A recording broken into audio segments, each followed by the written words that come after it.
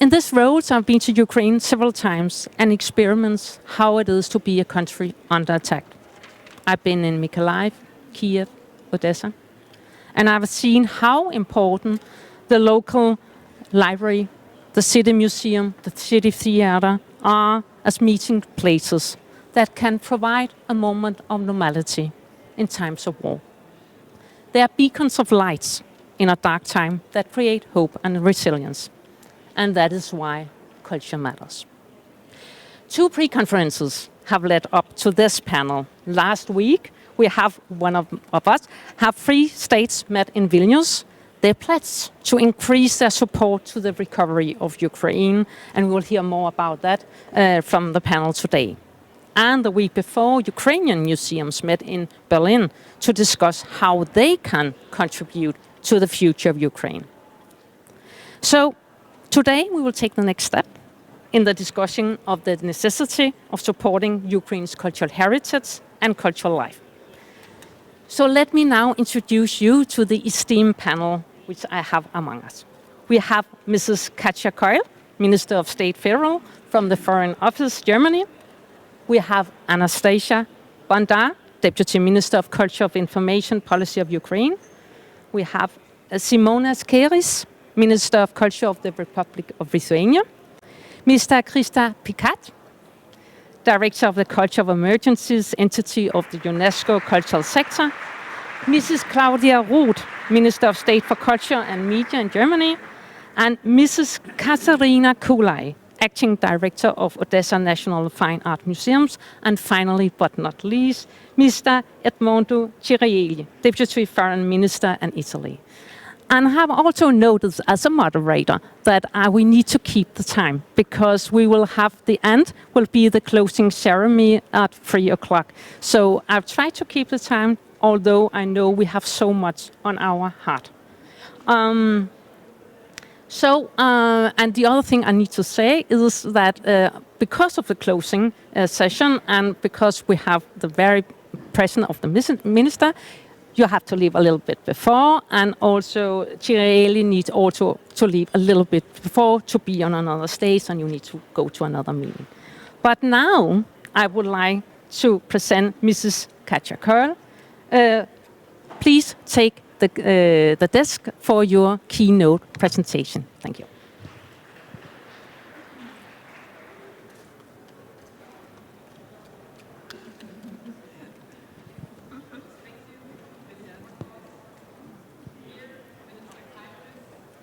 Minister of State and my friend Claudia Roth, dear Deputy Minister Bondar, Deputy Minister Cirielli, Ms. Pickard, Ms. Kulai, ladies and gentlemen.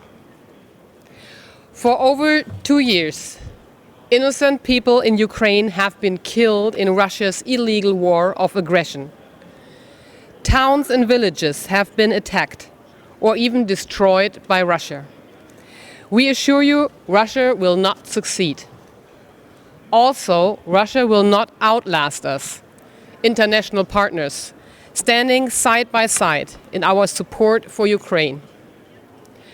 Ukraine is defending its independence and sovereignty and fighting for its sheer survival. A fight in which we will continue to stand by Ukraine financially, militarily, and politically, but also by protecting and preserving Ukraine's cultural identity and heritage. The Foreign Office therefore supports Ukraine culture, education, and civil society in 2024 with up to 35 million euros. And we will continue our efforts as long as it takes. Historic cities, cultural sites, cultural institutions and collections have been damaged or even reduced to ashes. We know that the ruthless attacks on Ukrainian cities, cultural landmarks and civilian infrastructure are not collateral damages. Russia deliberately attacks them so as to erase Ukrainian culture and identity. With every cultural asset that is illegally transported from Ukraine to Russia, with every Ukraine school that is destroyed by Russian attacks, with every archive that is being annihilated and therefore lost, with every piece of land that is illegitimately occupied. This brutal Russian war of aggression, portrayed to the outside world as being directed against Western imperialism, indeed follows an imperial pattern of military conquest itself. The objective of Russian attacks on cultural sites is to destroy Ukraine's rich and independent culture.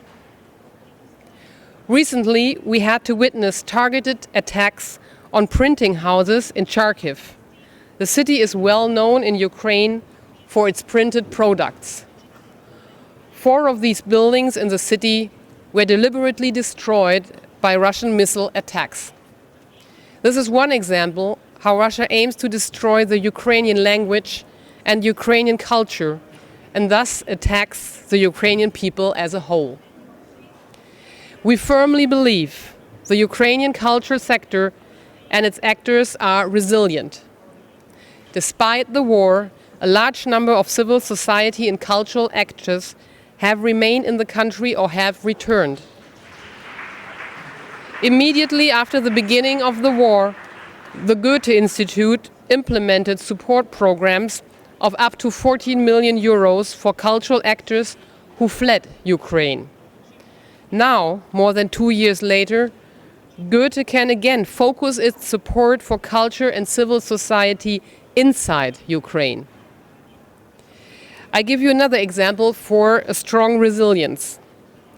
In August 2023, the theater in Chernihiv was severely damaged by Russian warfare. Reconstruction began the very next day. Not even 6 months later, the theater opened its door again to visitors. We are glad that we were able to make a decisive contribution. Germany has been supporting partners such as the Ukraine Art Aid Center with 8 million euros since the full-scale invasion. Also, the old town of Odessa, a declared cultural heritage of the greatest importance by UNESCO, was added to the list of World Heritage in Danger in January 2023. This sends a signal to the world, highlighting that Ukraine's cultural assets are under threat and in need of protection. For Germany at this URC 2024, it is of utmost importance to follow a whole-of-society approach in order to prepare the ground for Ukraine's successful recovery. In the run-up, 2 international conferences in Berlin and Vilnius covered the recovery of the cultural sector and cultural institutions. These conferences brought forward ideas on the best support, which we will hear about in a minute from my esteemed colleagues on the panel. But before I end, I would like to express my heartfelt gratitude to our project partners. A big thank to the Goethe Institute, the German Academic Exchange Service, the Alexander von Humboldt Foundation, the Ukraine Art Aid Center, and all our other project partners for their tireless efforts and dedication to help Ukraine's culture recover. I would like to thank you all for coming to Berlin for the URC 2024. And now, without further ado, I give the floor to the panelists and wish everybody a stimulating discussion. Thank you.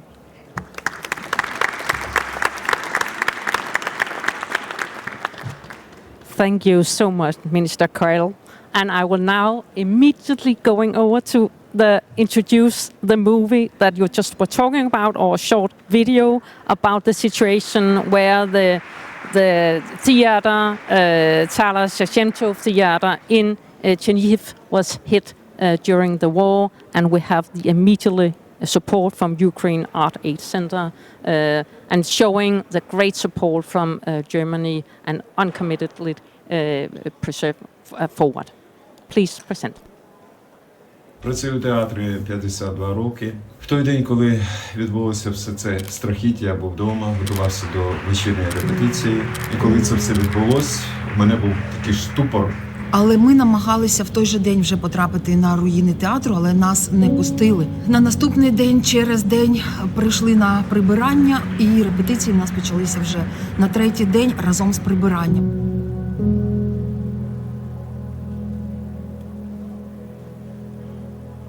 Я вас запрошую переглянути, що ми встигли зробити завдяки втручанню і допомозі наших спонсорів. Саме ця прохідна галерея, вона забезпечує в першу чергу безпеку наших глядачів. Для кожної нації визначальним є їх культурний код, так само, як і для українців. Завдяки німецькому благодійному фонду Центру допомоги мистецтву України наша велика сцена відкривається у лютому. Це дуже бажана подія як для нас, акторів, так і для глядачів Чернігівщини. Дуже дякую вам.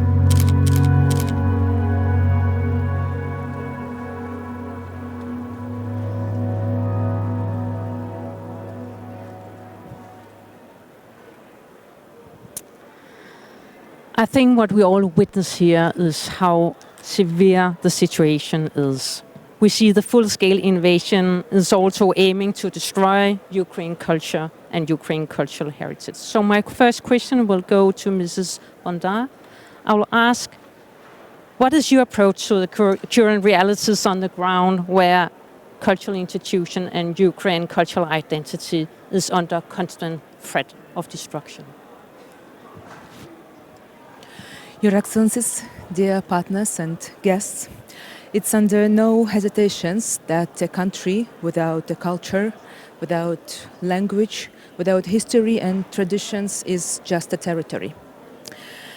Looking at the amount of cultural losses, illicit trafficking of heritage objects, direct missile attacks over especially the museum institutions with the Ukrainian artists and historic figures, not to mention the devastating actions in the temporary occupied territories regarding burning of the Ukrainian books, which we could witness at the time when we could enter those deoccupied territories.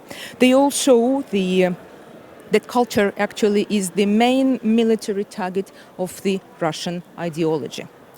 Let me just briefly go on the numbers which we could see on the screens, where you will find the split in between cultural heritage sites, which is over 1,000 in 18 regions, which not obligatory the buildings for the cultural matters. Those can also be the residential or school or any other types of buildings. With following over 2,000 of the buildings for the cultural organizations, which might at the same time not be the heritage buildings, but providing the cultural services. As well as the damages not only calculated in the direct losses, but in the operations interruptions. And there we can see a number of 4,000 cultural establishments which were forced to close down. With 1.7 million of museum objects out of 12 million objects which belonged to the State Museum Fund, which right now stay at the occupied territory and unfortunately with the unknown for us destiny.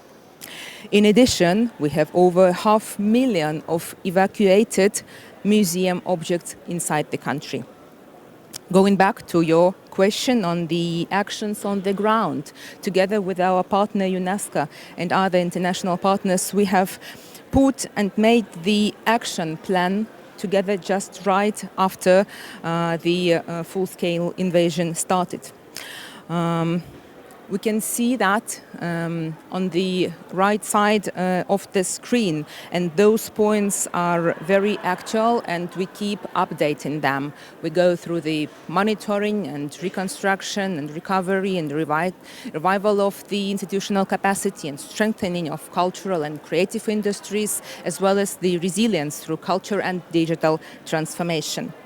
On the left side, you can see the column which reflects constantly changing environment of war and actually the newly arising challenges. And for sure, that shows the big need for the national depositories and storage facilities in the existing museums, the revival of a National Restoration Center, educational programs, modern cultural services in local communities, as well as the art hubs in the bomb shelters.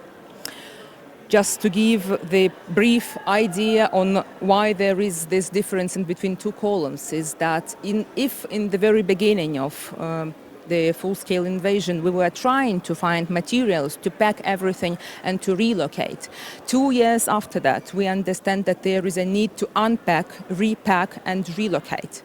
And that completely changes the way we are asking for help and the way we have to organize all these things. And these are only the examples about the museum side.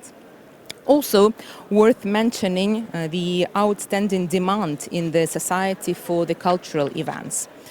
Over 100 premieres over these 2 years, huge number of exhibitions, underground hub opened in Kharkiv, the city which is under the constant shelling, shows that the cultural and art activities, something what gives our citizens who stay in the countries the feeling of some peaceful way of life which still can be possible during the war. Thank you. Thank you so much. I think no one cannot imagine, beside if we are not being there, how hard it is. But luckily we have this next step of support, and that will go to my question to Mr. Keris, because just 5 days ago you hosted the international conference towards the recovery of the culture sector of Ukraine in Vilnius, where we have the Vilnius call for action was adopted, and I think you have already written the conclusion down. What does this statement call for, and what are the lessons learned from the Vilnius conference?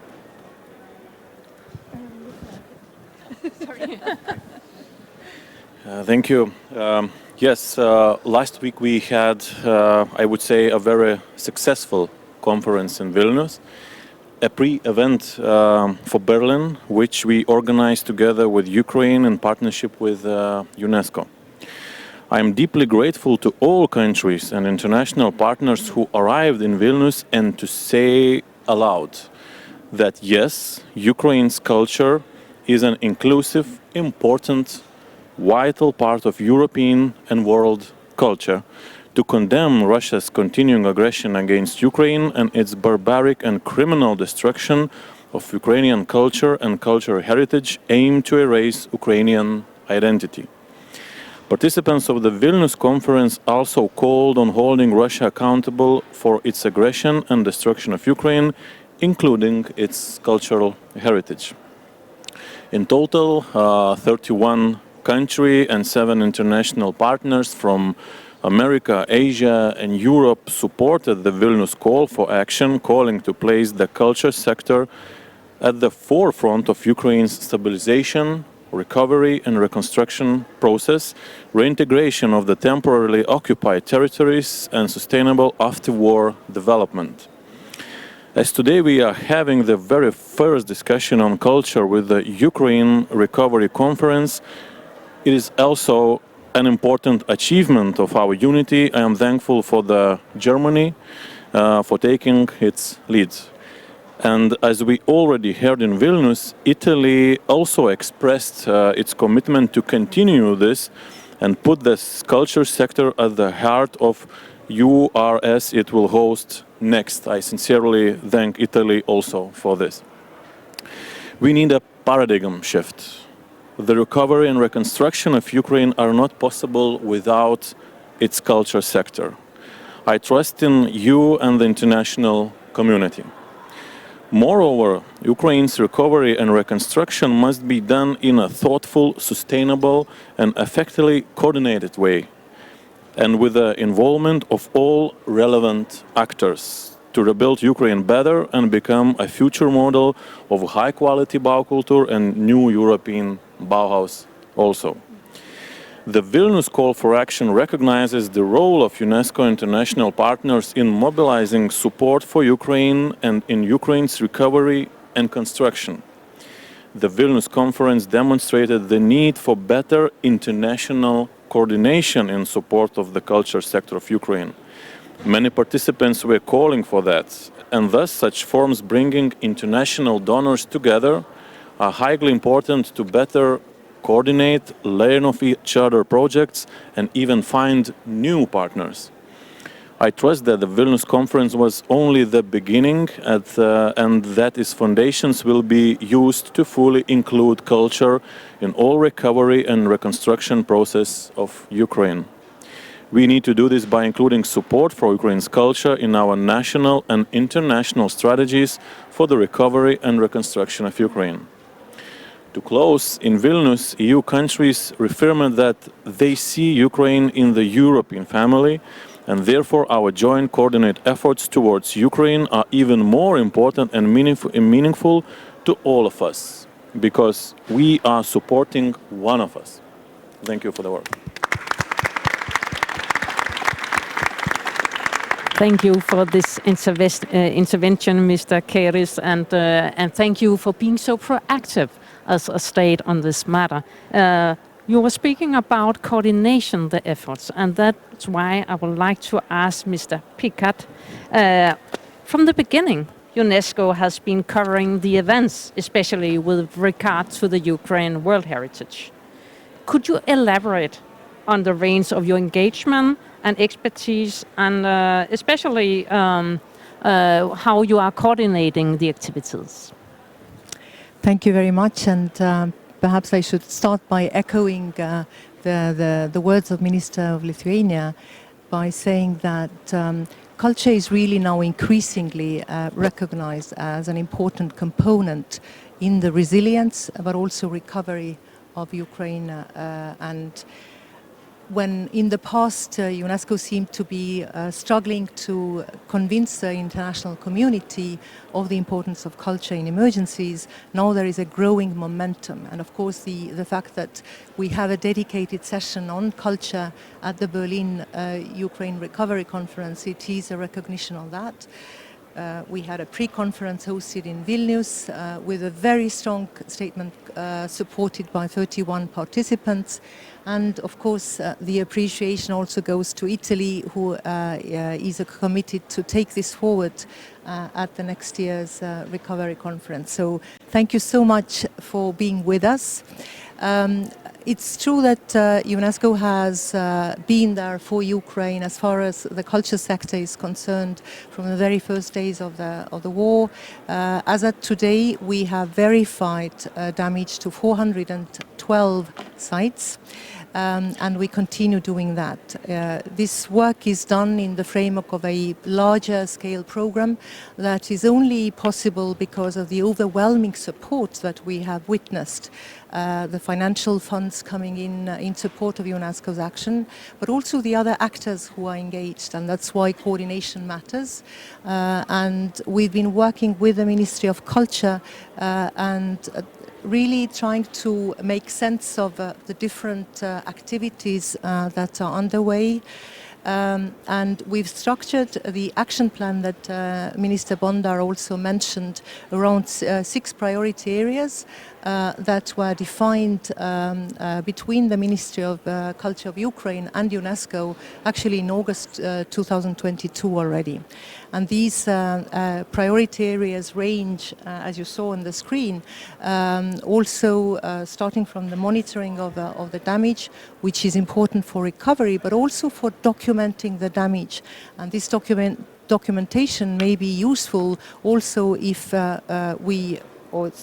Ukraine will hold those responsible accountable for the damage done to the culture sector. The second area of action is urgent repairs.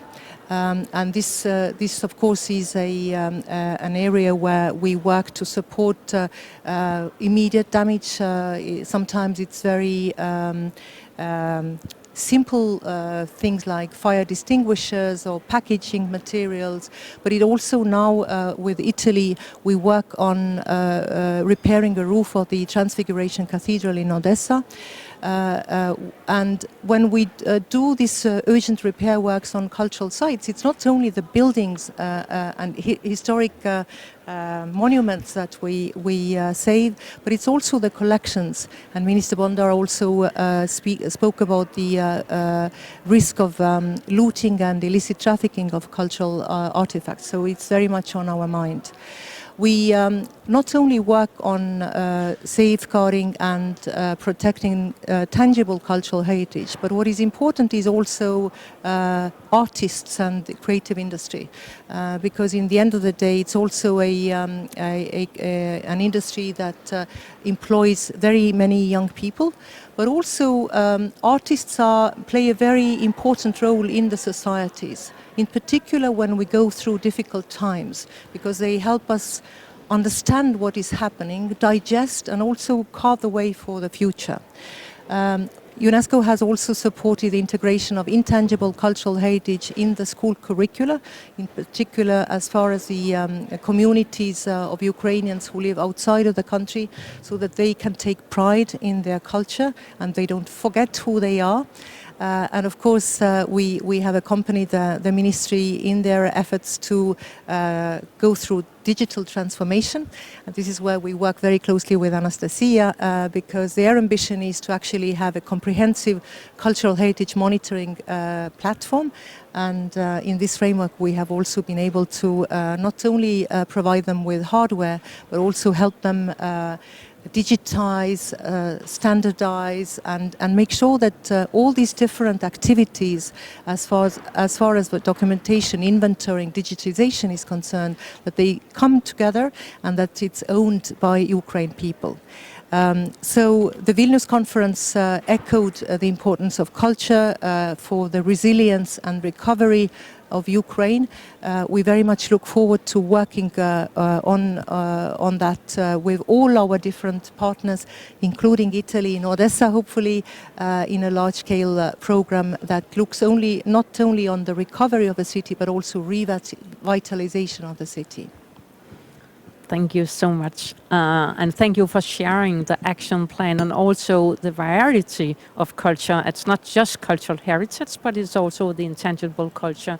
It's the way we are remembering the heritage and how we go forward. So it's also a living culture we are actually coordinating and supporting. Now I would like actually to talk about a little bit about the huge international support for the field. And I would like to ask Minister Roth, on the road to this Ukraine Recovery Conference, Germany also hosted a conference on how museums can contribute to Ukraine's recovery. Could you please share your main takeaway from the conference and the potential you see in this sector? Yes, but please let me first of all say once again how important it is that we are discussing in the framework of this conference also culture. Yeah. That it's so important that we put it on the agenda, because if we look what's happening, this aggression, this war is also a war against culture.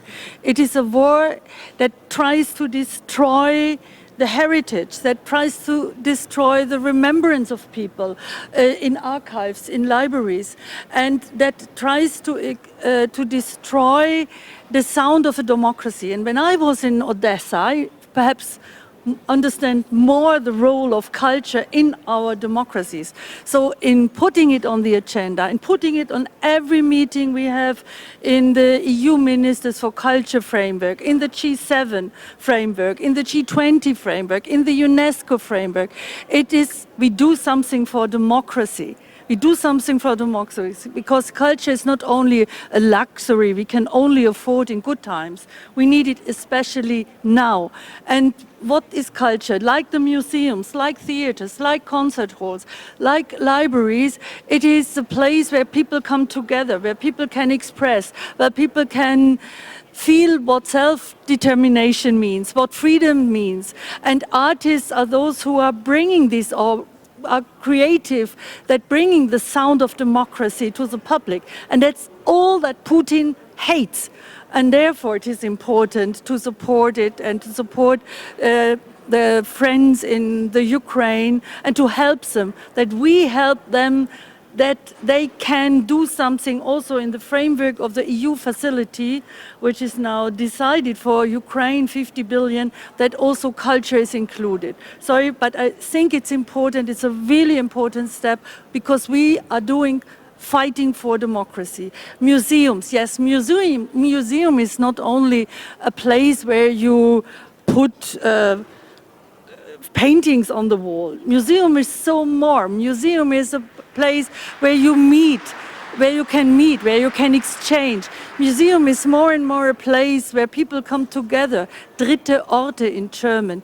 Museum is a place, is a treasury of the heritage, of the cultural heritage, and therefore it was very important 2 weeks ago in Berlin to bring together more than 100 museums of Ukraine, to include also experts and museums from Poland, from Germany, of course, but also experts from Italy, from the United States of America.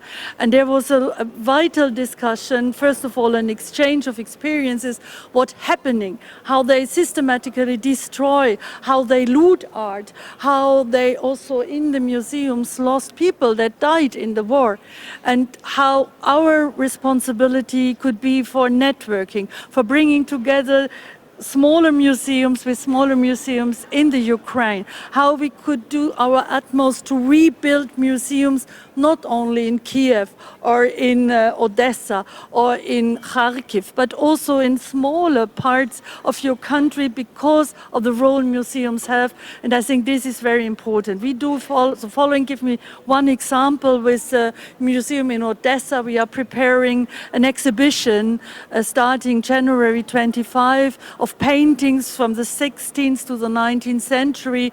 Together we bring Ukrainian masterpieces with masterpieces in Berlin museums, also to present the role and this wonderful art and this wonderful heritage, and to present it to the public and to make clear we will not forget to cooperate together. Last point, one of the demands in the conference was that Ukraine should be the most inclusive country of the world.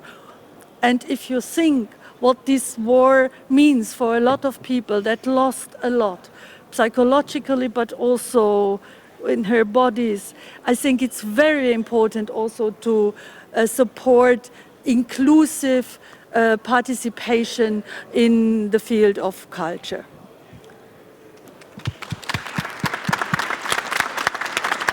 Thank you so much. No, it was, I think you really elaborated beautifully how this proactive role of the museums in Ukraine can play now and in the future. And speaking about the museums, I will now turn to Mrs. Kulai, from the Odessa National Museum, who was hit not only once but twice by Russian missiles attacked, and will also take the opportunity just to take, if you are leaving in a minute, I just say thank you for your beautiful keynote speech. Returning to you, Mrs. Kulai, how can museums support at this very moment assist the Ukraine museums under attack to preserve the art collection and support you also mentally and with other kind of helps? В першу чергу хочу подякувати уряду Німеччини за підтримку України. Allow me first to express my gratitude to the German government for the support that they have extended to Ukraine. It is a great honor for me to represent our culture here today. I do represent Odessa here, the Museum of National Art in Odessa, and at the same time I represent an organization that is linked to this museum and that cooperates with a whole host of organizations. We are supporting different cultural associations in Ukraine. At the beginning of the Great War, we were looking for support all over the world. And we found that our international partners and friends and many international foundations were open for that kind of cooperation. this has been helpful to us, has helped us remain resilient. For the very first time since the Second World War, have experienced a period where we have to hide our pieces of art, our works of art. The walls are empty. Our shelves are empty, and parallel to these challenges, we are facing other challenges too. We have to ensure that our houses have to be protected that are under monument protection. On the 5th of November, a bomb exploded only 4 meters away from our building. This is a residential area. It's not for the first time that the area was hit by a bomb or a missile. But, you know, we happen to be close to the port of Odessa, which is a target for Russia's attacks. That is close to the port, and everything that's close to the port is a target. Within the span of a night, 28 buildings were attacked that are considered to be historical buildings. Ukrainian museums is what we're talking about. We are turning to the partners all over the world for them to assist us in organizing exhibitions, and I'm grateful that the first such project, the first which we had, was in cooperation with Dresden, where works of art from Ukraine were exposed, were shown to the public. 50 highlights from our collection are safe and sure in safety thanks to that cooperation, by the way. But as concerns the numerous institutions that we have in the field of culture, this is not enough. In times of the pandemic, and we're talking the third year since the war began that Russia has started against Ukraine, we have been planning. We need your support for us to be able to organize exhibitions of Ukrainian art, that we can show our treasures to the world. The little Europe knows about the art from Ukraine, and much, unfortunately, due to this unfortunate political approach by the Russian side, has been not publicized. We've not been able to make our voice heard, and it would be good if it would be able for us to bring our voice to bear, to get people, to make people aware of Ukrainian culture, and we need your support in that regard. Our culture, our heritage is rich, it is great. We do have something to offer to the world. We have something to tell the world. When we speak about Odessa and this tremendous world heritage which is in that city, I'm just happy to give the next word to Mr. Cirielli, who have a special commitment to the Odessa's cultural heritage. Can you share your plans and maybe also inspire others to follow your example?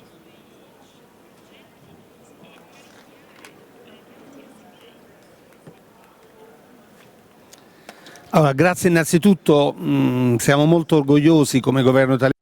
Thank you very much. I do take great pride to be allowed to attend such an important panel as a member of the Italian government. Italy has the good fortune of being a cultural superpower, if I may put it that way. We enjoy the privilege of being considered the cradle of the Roman Empire, the seat of the Pope. Over thousands of years, we've been able to assemble an extraordinary cultural heritage. And of course, we are very sensitive with regard to issues affecting the cultural heritage of a country. We are embedded in cultural heritage, and thus we are very open as far as assisting Ukraine protecting its cultural heritage in the face of a war that can be called a genocide.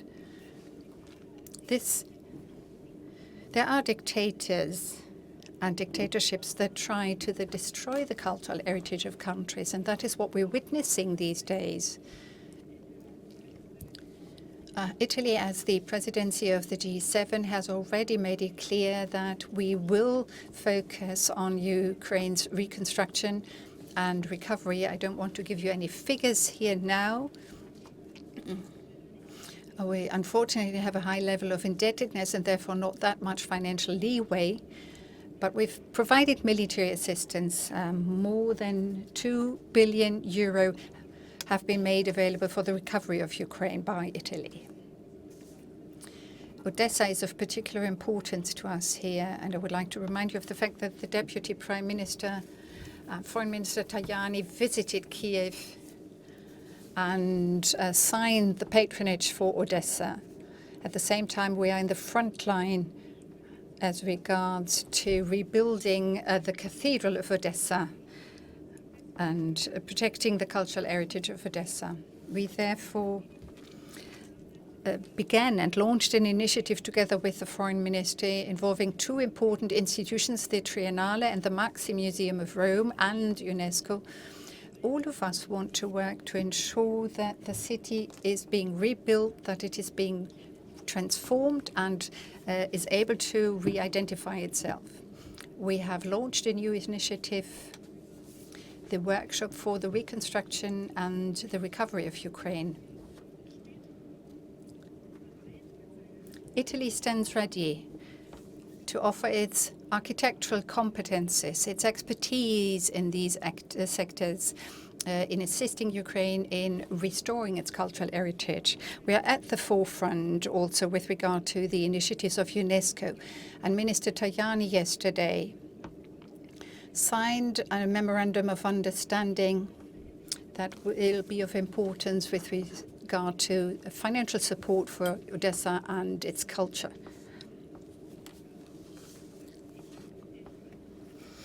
I happen to be responsible for economic cooperation in my capacity as minister.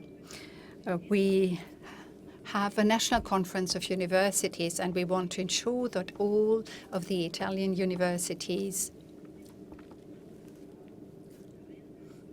on a permanent basis work to ensure that their know-how is being made available for international cooperation, also in the field of culture. 45 million euro will be made available for that specific work of reconstruction. Our universities, our students, our scholars too will be able to engage. And in so doing, they can engage the people of Italy in that effort. It's supposed to be more than just a financial effort. We want to make a long-term effort to the rebuilding of Odessa. Thank you so much, and all your levels of support, which really, I think, make a major difference for Odessa now and in the future. And now I just want to briefly remark on the time. I think just keep it shortly for the second round of questions. I hope we can manage, because time is running in good company, as we said, but also because it's an extremely important subject we are now addressing. So now I would like to ask you, Anastasia Bandar, how can the international community more broadly support the Ukraine efforts in the preservation of Ukraine's cultural sector? What do you think actually is the best way forward? Because there's so much we can hear that needs to be done.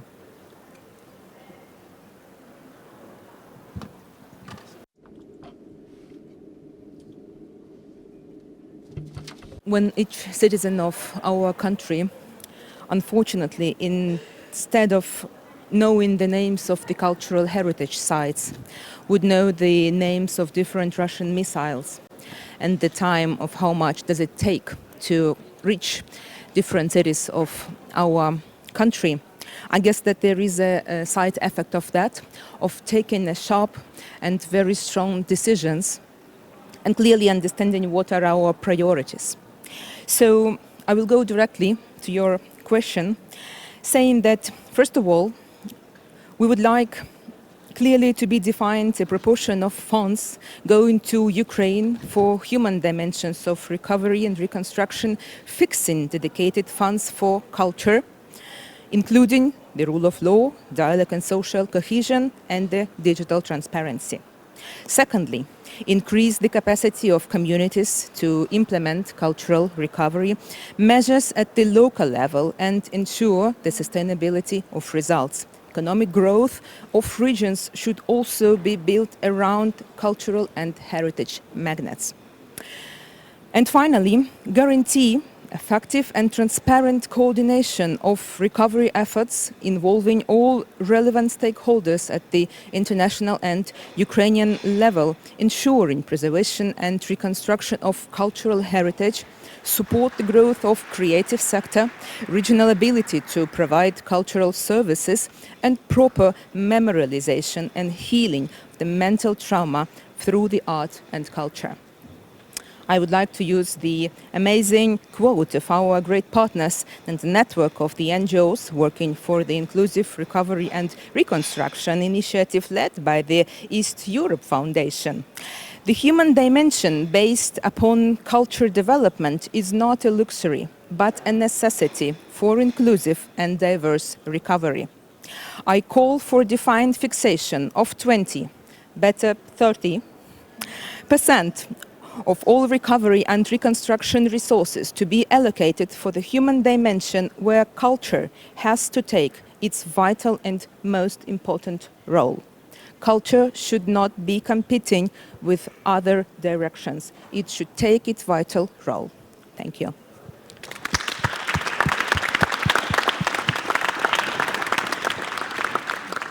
Yeah, it is so important to stress that. Well, I would like now to turn to Mr. Keris. Lithuania is a front runner on digital solution. Can that also be a way to recover or preserve cultural artifacts in times of war? And just keep it briefly. Thank you very much for expressing such confidence in Lithuania's digitalization efforts. And digitalization and digital transformation are highly important in today's life and for the development of culture sector and cultural heritage, including amplifying opportunities for access to culture, in particular to persons with disabilities, enabling the reuse of cultural heritage, its protection and preservation for future generations, and promoting its scientific research. And with the COVID-19 pandemic, we have decided to invest more in the digitization and digitalization of cultural heritage. And that's why we use the European Union Recovery and Resilience Fund support, enabling us to do this. And for example, with the European Union funding, we are developing an e-culture platform and digitizing in 3D cultural properties of our national significance. This is also done with the cultural heritage sites marked with the Blue Shield label. We see 3D digitization of cultural properties as our just basic hygiene thing. And as Russian military aggression against Ukraine shows, culture and cultural heritage are very intentional targets of the aggressor. Digitization is particularly important for Ukraine and its development and preservation of its cultural heritage. It was also highlighted by Ukraine itself, UNESCO, international partners and participants at the Vilnius conference last week. It is also one of the priorities in the updated action plan for culture in Ukraine, which was endorsed with the adoption of the Vilnius call for action. Key elements needed for the successful digitization of Ukraine's culture are storage and preservation services, IT infrastructure, national regulations adoption, and digital skills and competencies. In Vilnius, most participating countries and organizations expressed their readiness and commitment to support Ukraine in the digitization of its culture. Good international coordination for such action is a key element. And finally, we must bear in mind that not only cultural heritage is on target by Russia. Digitized materials stored in servers can also be a target. And often we imagine that once we digitalized something, it became safe somewhere high in the clouds. No, digitalized material is in physical servers. They are based just simple on the ground, so we must take it in mind, and to ensure also safety for this digitized data and all other material in these clouds. And we see a need to take action also in this regard at the EU level also. Thank you. I would like to turn to Minister Cirielli again, because you have to leave for the next, so I will just jump to you. Speaking about the support also on a more general level, we can speak about digitalization, but also a more general support. How do you see the biggest need for support at the moment, you as Italy, but also among the European partners and the international community?